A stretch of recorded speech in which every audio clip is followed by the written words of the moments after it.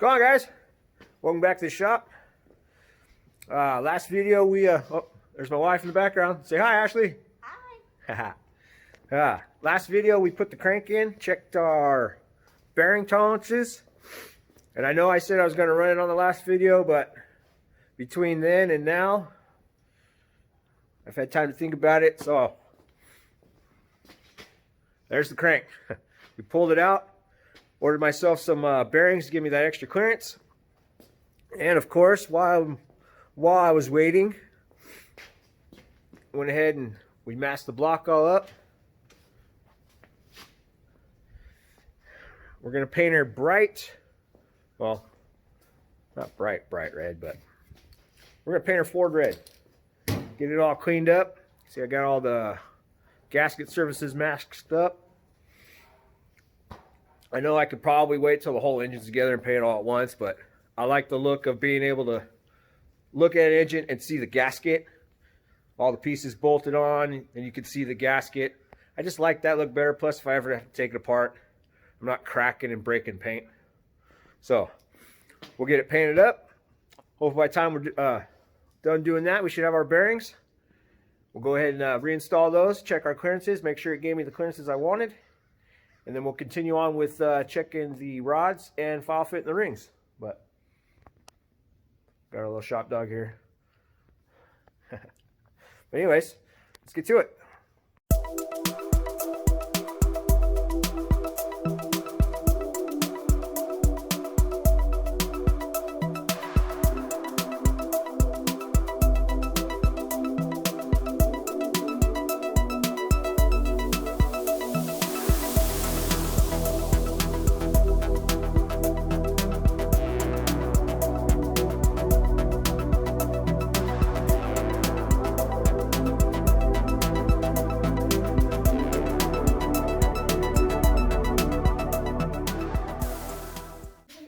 Alright, got the engine block all painted up.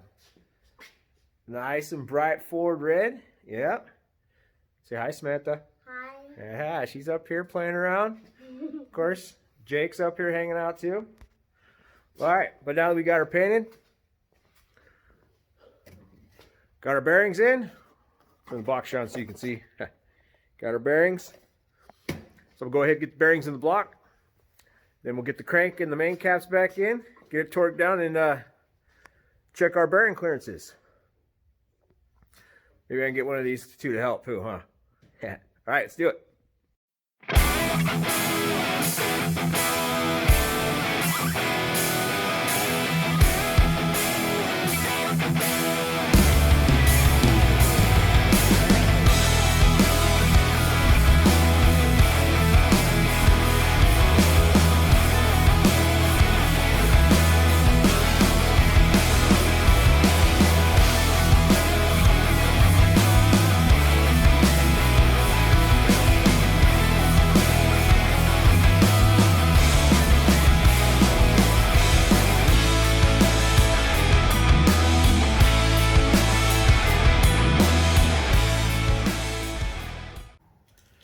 Alright, well, we got everything torqued down, pulled back off. Got a piece of plastic gauge right there.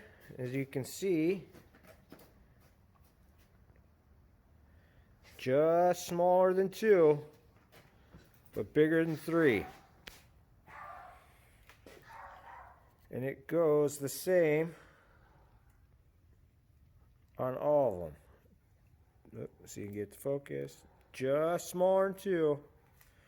Bigger than 3. And it carries that through the rest of the crank. So that's good. We'll get the main caps back on, get those torqued down. We'll get the bearings put in our pistons here. Get those in the hole. We'll check our bearing clearances on our rod bearings. I'm looking for somewhere around 2. And then if everything's good from there, we'll go ahead and gap our rings. Or file fit our rings. Get those installed on there and get the pistons installed for the final time. But let's go ahead and get the pistons in the hole, check our clearances.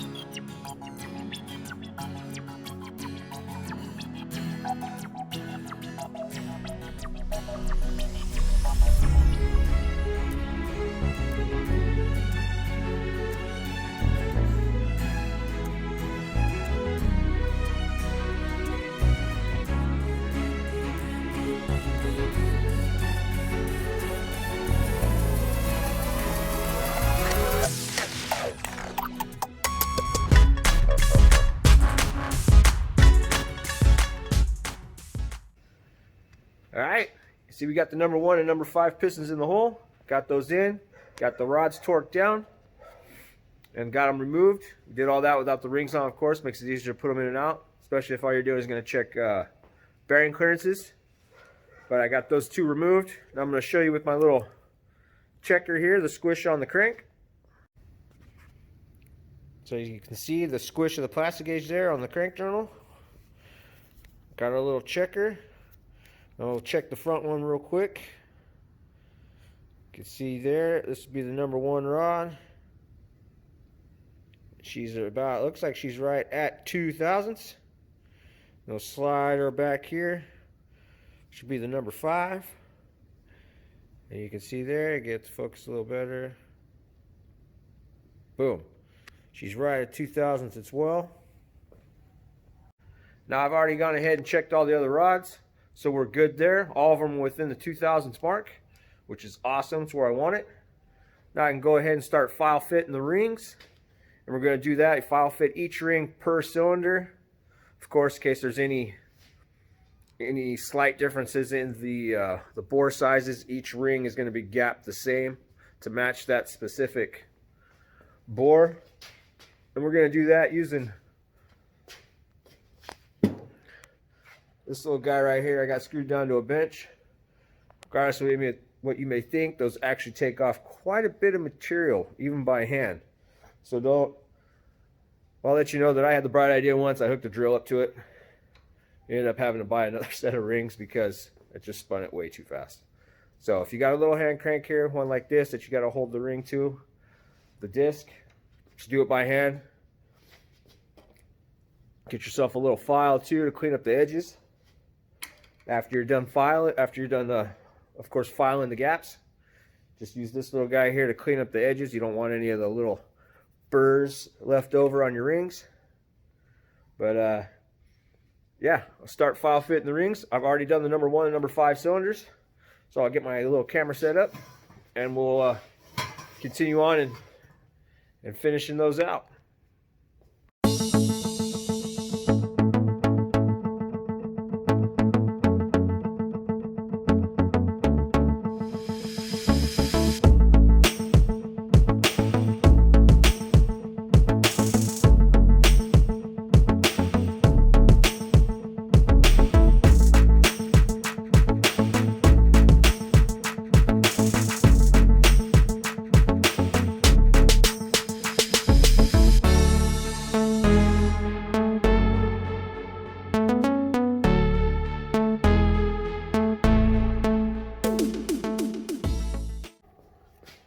Got all our rings filed. Went ahead and got 7 of the 8 pistons installed in the block. I'm going to set my camera up on a tripod here. Kind of go over you guys the ring gaps, which rings which, how to install them on the piston.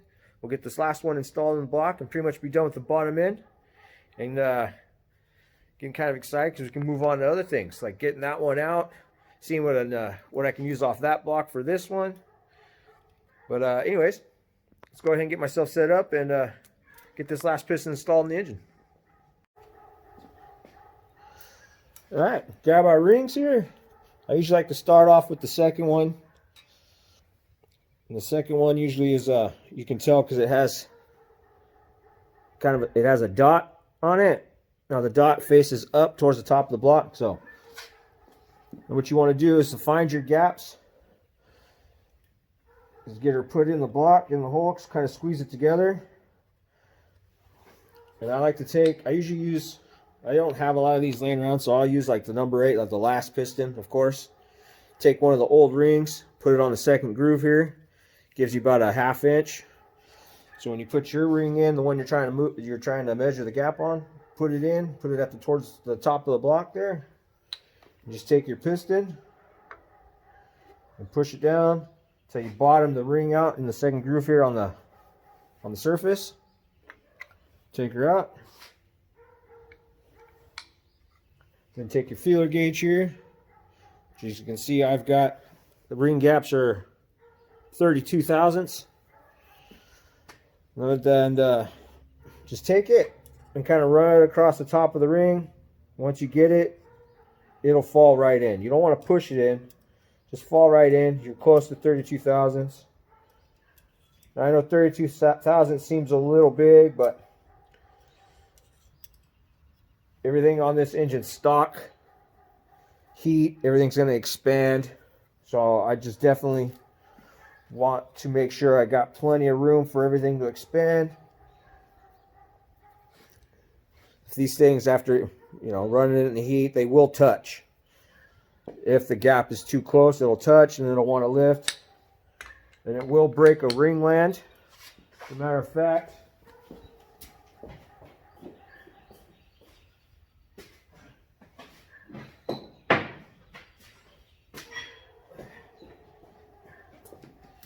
should have had this set up for you guys already, but this one right here is the number 5 piston out of that engine over there, the 289, the first time around.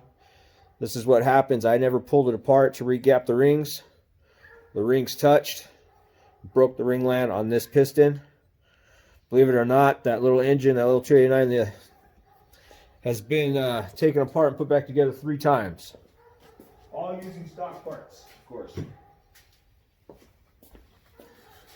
But anyways, that's what I did. So the one with the dots, the second ring. Now this one doesn't have any marks on the surface. It's just black. But it does have this neat little chrome. Let's see if we can get it to... There it is. Kind of chrome sealing surface there.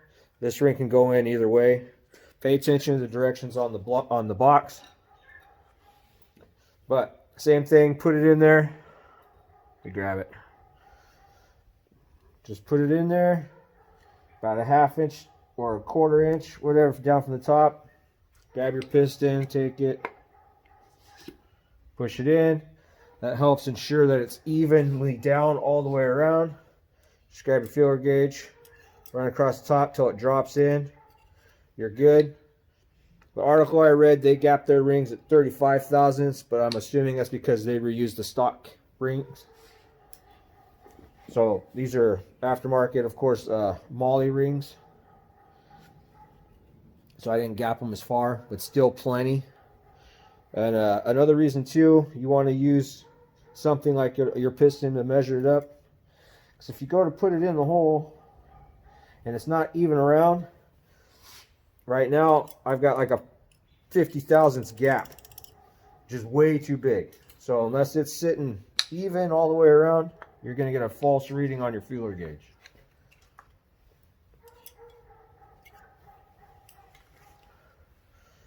So I think we got that. Another thing you want to do, after your rings are gapped, go ahead and take the old ring off the piston. And just twist off.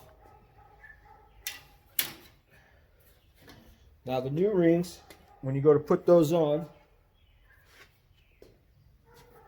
you don't want to, well, let me put the old rings on first. So those are out of the way. And there's, not really quite sure if there's a wrong way to do this, but I don't like to put any of the, just kind of, I like to put all the openings away from the bottom. So on these ones, it's really easy to tell. This says front, of course, faces the front. This being the bottom of the cylinder. I try to keep all my openings away from the bottom. So, other than that, put it wherever you want, I believe. And you take the top ring, just put it in there. Rotate it all the way around. Make sure everything still turns freely. Last thing you want is everything to be stuck.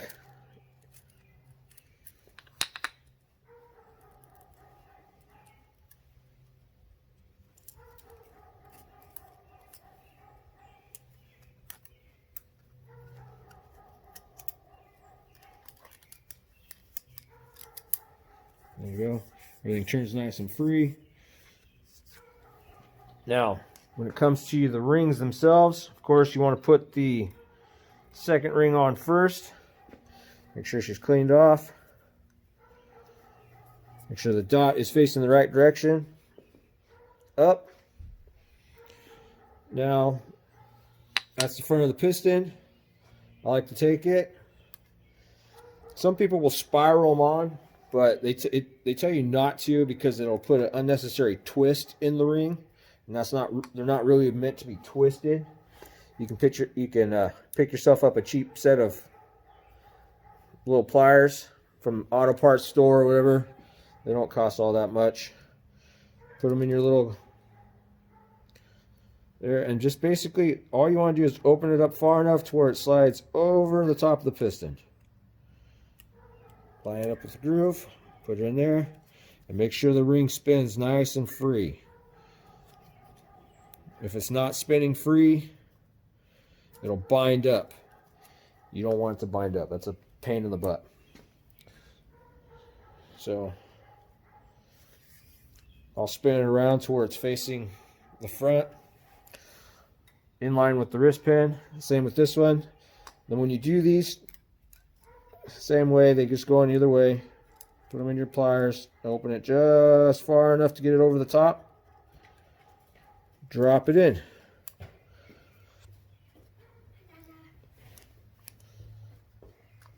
We're good to go. So now we've got the rings on there. We'll go ahead and get the piston installed in the block.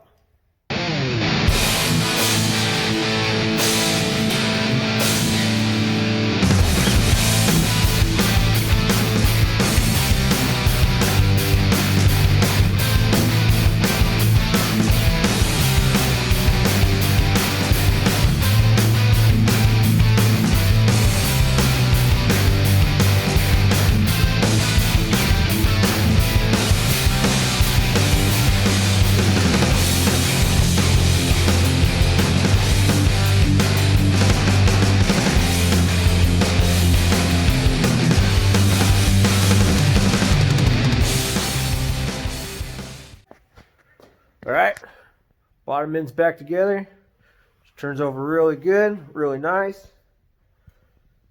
Everything went together really smoothly. All our rings are gapped at 32 thousandths. Now if you're out there thinking of doing something like this, you're not going to turbocharge it. It's just going to be naturally aspirated. 32 is a little excessive. I think the rule of thumb, pretty sure it's between 5 and 6 thousandths per inch. So if this was staying naturally aspirated and I had 6, it's a 4-inch bore, so 24 thousandths. 20 to 24 thousandths would have been perfect, naturally aspirated.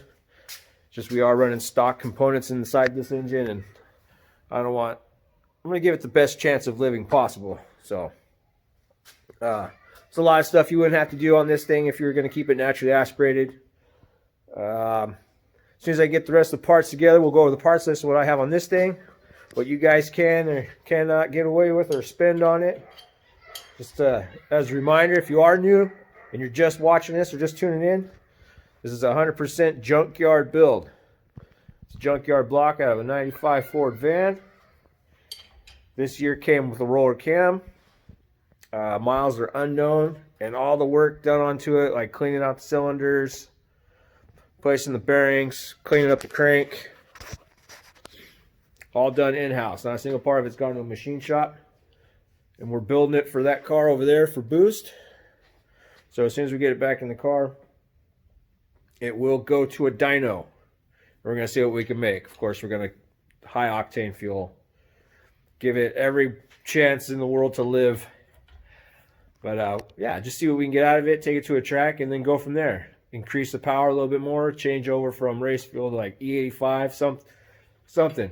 Got a lot of different ideas and plans for this, but anyways, I'm going to end the video right here.